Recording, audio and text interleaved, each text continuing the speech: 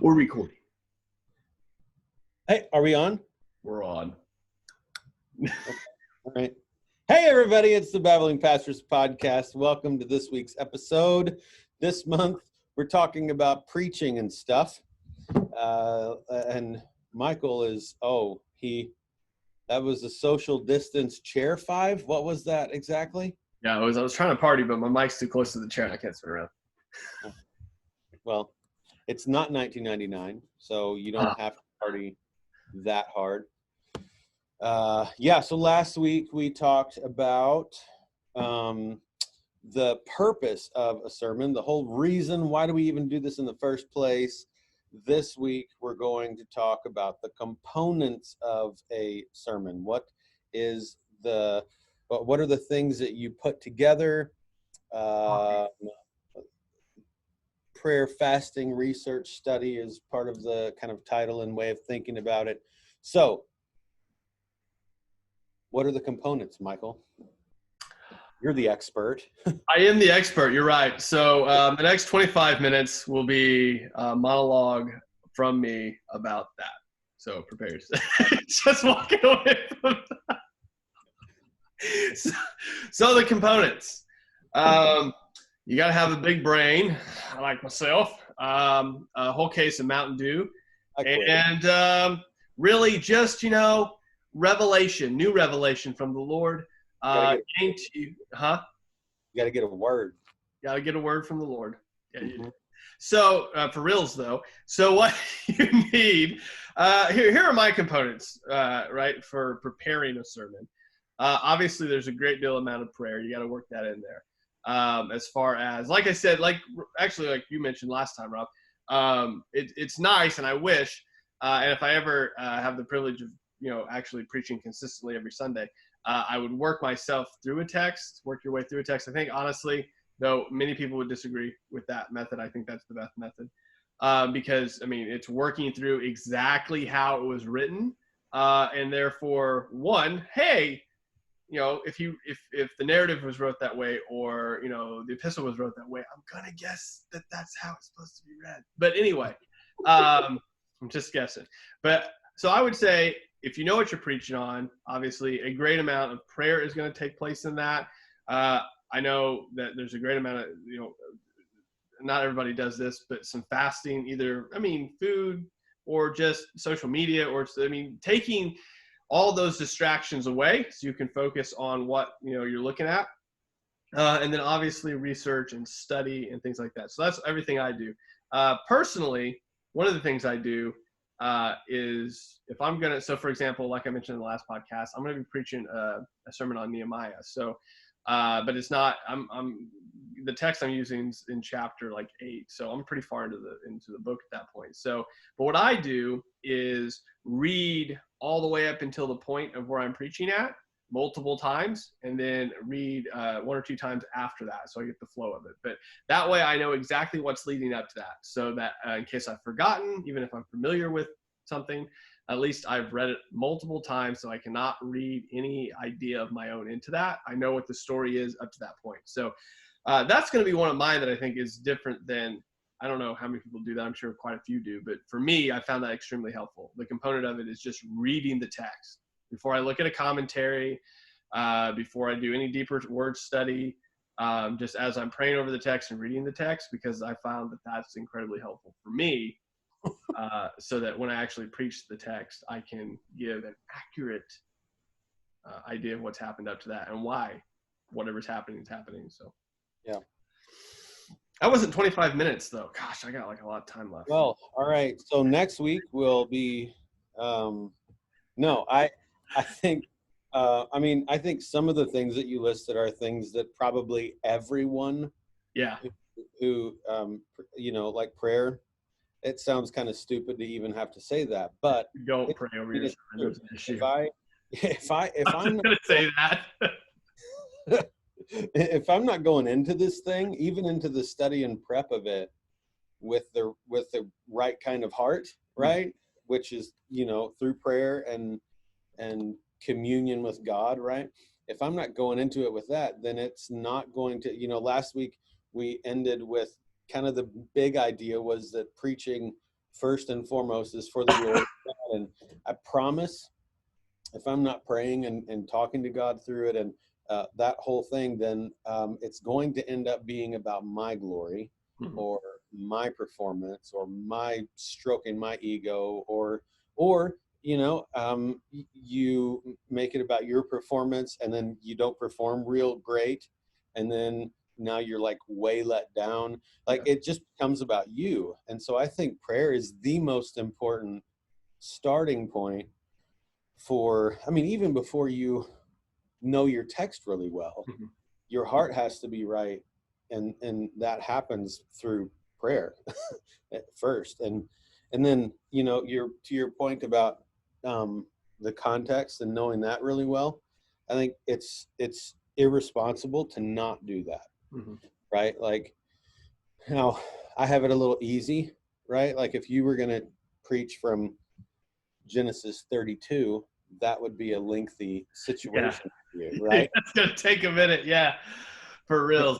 If you're really a rookie at this, that's 50 chapters long. So that would take a minute, right? To read up to, but it's real though. Like that's part of the point is if you don't know what the text says in context, then you don't know what the text means, first and foremost. And if you don't know what the text means, then what in the world are you even doing up? You're gonna accident, not even purposefully. I think you're gonna accidentally read things into that are not there. Yeah, because you're trying to do something that's good, but you're not doing the back end. I mean, I remember when I was early doing sermons, like when I first got the opportunity a couple times in youth group to preach, that I was just like, I mean, I'm glad those weren't recorded. That's all I'm saying. You and me both, man. Those first few are always horrific. Oh yeah. I'm sure there was multiple times somebody was like, heretic, what is he saying? Dude, I remember when I lived in Corden, right? And I was my dad was pastoring this little bitty church in Corden, and I got asked to go preach, to fill in at some place, a little bitty. I mean, this church was as big as our nursery, right? Like it was little. The building was little. There were like 8 people in their 70s and 80s there. That's it. Like this is just stop, right? Already. And now that's kind of where I'm at. But then this little old lady approached me after and was like, "We would like you to be our pastor." And I'm like, I mean, I'll be honest with you, like right then, and even, a little few days after that, I'm like, wow, that's awesome. Yeah, this would be great. We could be really good at this. And, little did I know, like, bro, you're not even 20. Like, I was still real dumb. Like, there was so much, not even about scripture, but just about being alive and stuff. Yeah. I was an idiot, and oh man, that was a train wreck waiting to happen. That God helped me not get in that car. Yeah. And I don't know why she was so impressed. That's where it came up in this conversation, because like I don't remember what I preached about, but I'm sure it wasn't preaching. Sure, it was really bad. Yeah. Sure. I'm sure it was like, for God so loved the world, let's pray, Well, that's what I said. I look back, and here's the thing, and this one of the reasons we're doing these, just in case, just for transparency. I get DMs all the time, and I'm sure, I mean, there's people that contact pastors a lot. I mean, I'm sure there's probably somebody in Rob's church that he's seen some ability in that might be able to preach later, right? And you those guys ask questions, and they mention that they might feel called to the ministry, and what's that look like? So here's the reason we're doing it. By no means are we experts. Let's just clarify that now. Like, any of that is a joke, right? So, but we've both been doing this for a while, obviously with some consistency, and have worked out this process. So though this isn't a perfect process, here's the thing. If you are in like a youth group, or you're in your early 20s and you're starting, and you're like, here's two pieces of advice. If you get done and you think that was the most bombastic sermon ever, you were probably wrong. Also, if you get done and you think that was the worst thing ever preached, don't worry, you can get better. Okay? So those are the two things. You're never as good as you think you are, but you're also never as bad as you think you are. So continue to learn and get your process, because I'm sure as we go through this, Rob's process is going to be different than my process, and it's going to be totally different than your pastor's process. Yep. But as long as you go back to the first podcast, like the purpose of preaching, that's what you're looking for. The components are going to be different. The next episode, we're going to talk about how we put those components together. That's going to look different. This is just a toolbox of tools to maybe help you develop a little bit better. And I'm hoping to learn a little bit from Rob here too.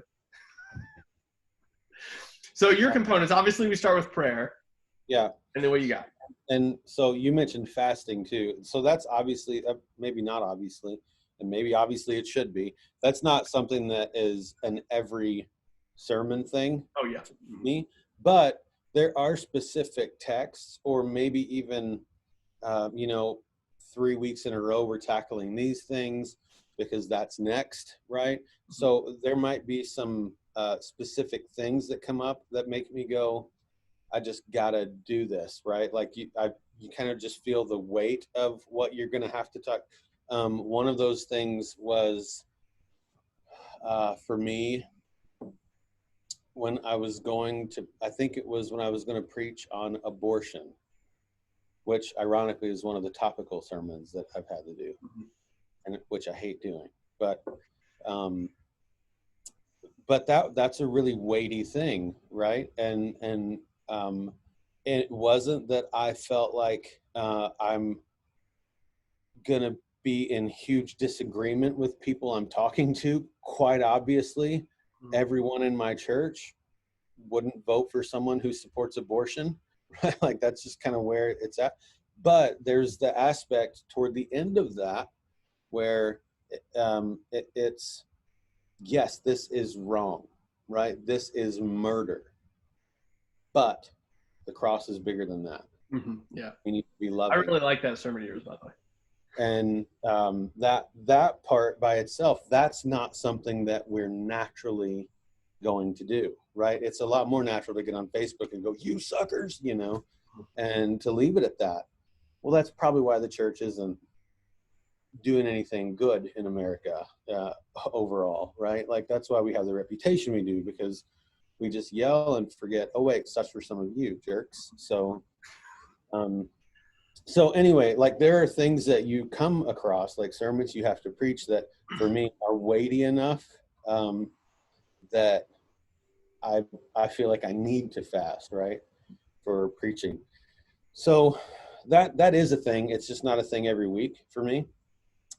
Research and study, I have Logos or Logos, depending on how you want to pronounce that. I have Logos Bible software. Or Legos. Yeah, or Legos. Where are you from? Legos. Legos, yeah. My son helps me prepare. Yeah, like I have some books around me that everyone sees when they watch this on YouTube, if they do. But I think over on there I have like over 4,000 books that I use and can, it just makes it a lot quicker because it's technology, right? I can search something and get everything in the whole library on it at once if I want. And so I use that to do a lot of my research. And I would say that context for me is everything. So, and what I mean by that, obviously the grammatical context, you need to know what's being said before and after that, like you were talking about. But also things like geographical context, historical context. What I want to know, I want to get in the heads of the people that Matthew is actually talking to, mm-hmm. right? What would they, this coming week, we're in Matthew chapter 5, and Christ didn't come to abolish the law, but to fulfill it, right? So we're in that little verses 17 through 20 text. I want to know when the disciples Jesus was talking to were sitting there, what did they hear from Jesus, right? What did they think of when he said law, prophets, all of that? Like, I want to put myself in their shoes, because until you can do that, and not their shoes from an American point of view, but their shoes based on where they were at and when they lived, and until you can do that, you're not going to actually be able to grasp what is being said completely. Yeah, and I think a lot on that point, a lot of times we undervalue sometimes so a word they hear is totally different than a word we hear, even though it's the same word. Going back to that sermon on Psalm 23, like, leads me beside green pastures. What he was talking about versus what we think that is totally different. And that, in that specific instance, changes a lot of what the picture that he's trying to paint versus what we see. And that changes the sermon entirely in the sense of, what he's actually, the message he's trying to convey versus, our green pastures is a Thomas Kincaid painting full of grass. And that's not what he's talking about. So, that right there is vitally important. If we just read it and for whatever reason think that, back in the time that the Gospels were written, that they're using that word the same way we're using that word, they're not in almost every case. So those instances are pretty rare. Yeah, exactly. Yeah, and when almost every time I've ever had, and like, okay, I'm 35, so this hasn't happened a ton, right? I haven't preached for 30 years or anything, but every time that someone has come up to me after a sermon or the next day or whenever I see them, every time someone's ever come up to me and said, man, I didn't know that's I never looked at it that way or whatever, 9 out of 10 it's because they've always read it from our American, my personal life point of view, and so they don't see all of the little context type things that actually paint the real picture of what this means.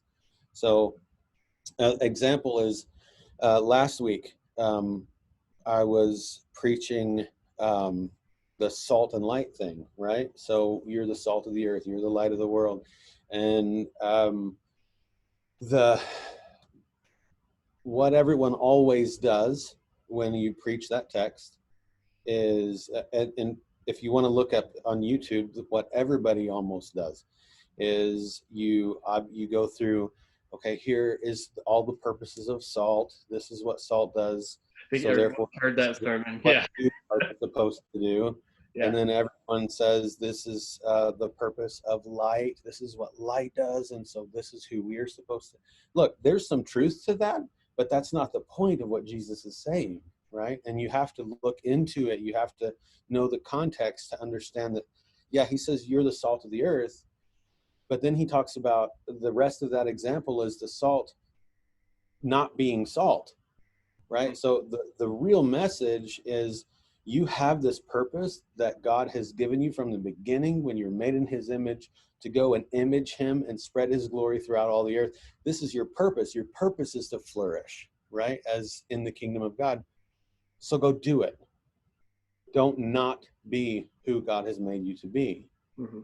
Like that's kind of the call that comes out of that. Not necessarily these are the traits of salt and light. So go, but you wouldn't know that if you didn't dig in and pay more attention to the, Matthew as a whole, the Sermon on the Mount as a whole, whatever.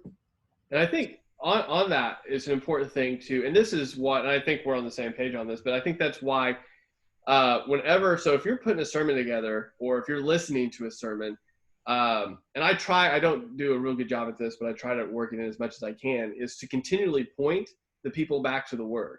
So over and over again, I go, hey, look at this. This is where he says this. This is where I got this. And obviously I'm using commentaries and historical references and, studies, tools and things like that. But my hope when I'm preaching this to them, especially, if I think that, okay, well, they might not know this because they haven't dug in enough, is to continually push them back to the word. So I don't want them to come up and be like, man, you're so smart, because that's obviously not the case, right? But I want them to say, hey, I'm glad you got up and you dug through the scripture and taught that, but I want them to see that, they could have done that too. Like they have the ability without having a huge library of commentaries, that they could have done that too. And to, open their eyes to the fact that, hey, teaching, I'm always going to contend, is important and it has a purpose and a place and must be done. But, they need to be doing that too at home. Like in their own personal Bible study, right? So I love it. One of the humbling things is when somebody comes up to me and it gives me another point that I didn't expound upon, and was like, hey, the text, did you know it already, it says this too, and this, and I'm like, oh, I didn't even think of that. Like, I could have used that. Like, to where because those people I know, they're in it. They were probably in it deeper that week than I was, and I'm the one preparing the sermon. And that's the encouraging part. I'm like, okay, wow, okay, these guys are in it. They know how to look at it. Just pointing back to that over and over again. So, yeah. Yeah, I think one of our elders, his dad, they're all originally from California.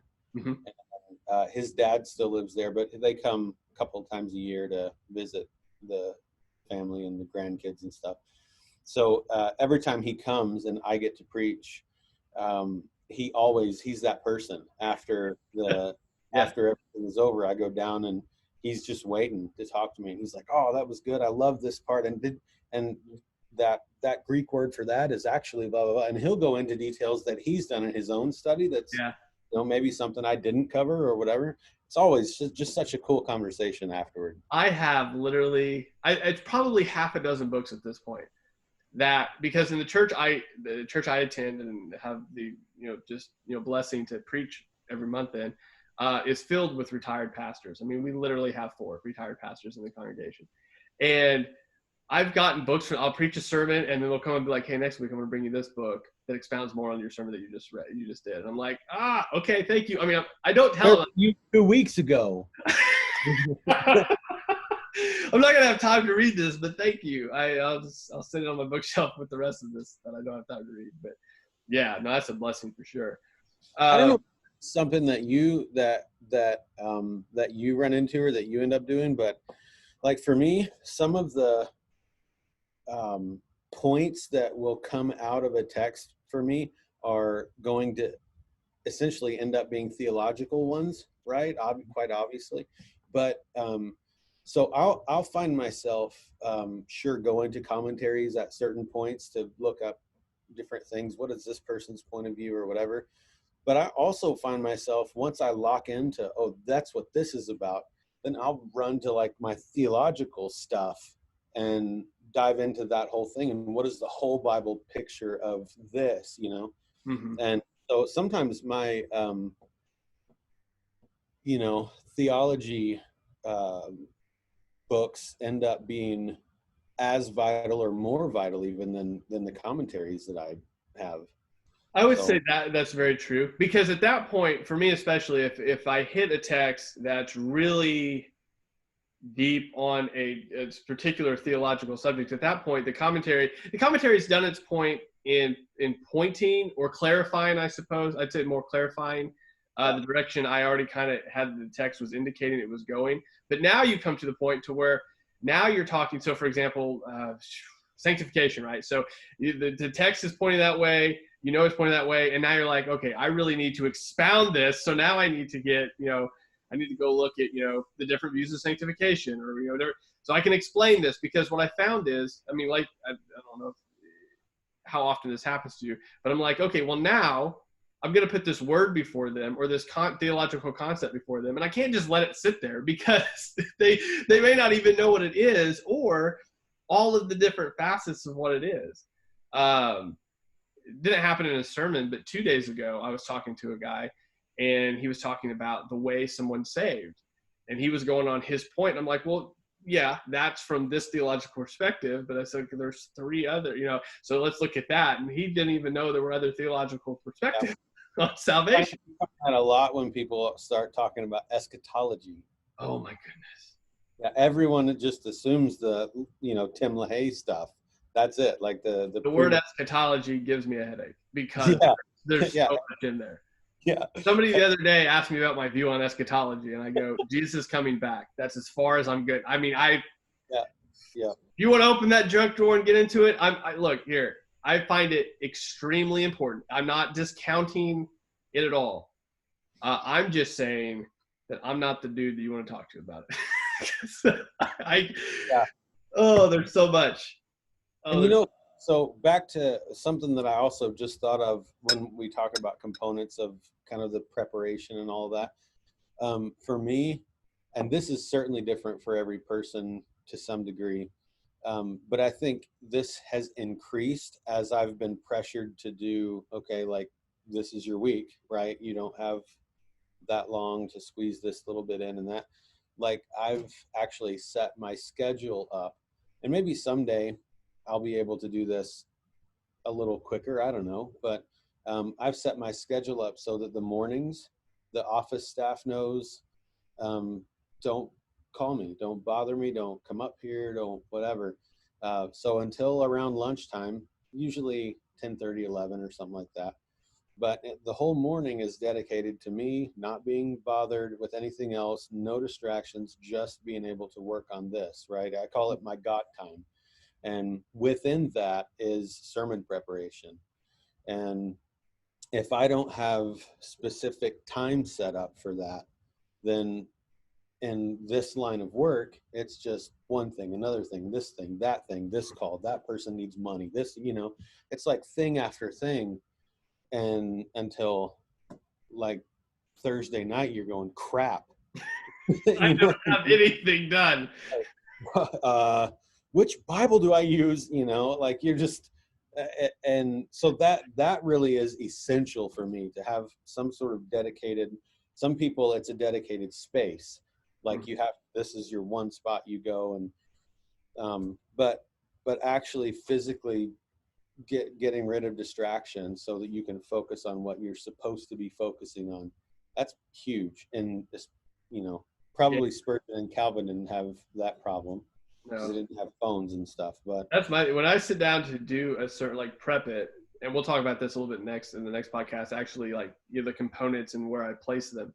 I've got to like just chuck my phone. I've got to leave it in the bedroom or somewhere else in the house. Because if I'm sitting down going, well, maybe I'll use it for, a reference real quick. Like, before I know it, I'm on Instagram and I'm making a meme and I'm supposed to be prepared for a sermon. That's no lie. That happens every time if I don't put my phone somewhere else. So, all right.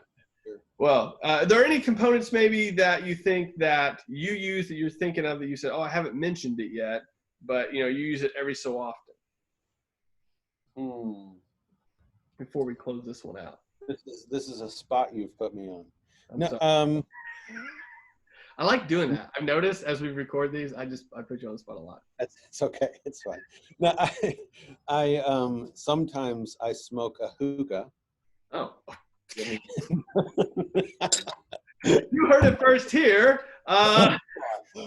Whew. No, well, Spurgeon had his cigars. Come on. No, I mean, I don't think so. Most of this is pretty much the same. The components themselves are pretty much the same for most preachers, probably. I think the one thing that I've gained, and we talked about this when we were kind of analyzing other preachers in our first series of podcasts, but one of the things that I've gotten from Jeff Vanderstelt that I think I don't always do it, and I always should, but is said a lot when I get down that sort of question that you ask, no matter what,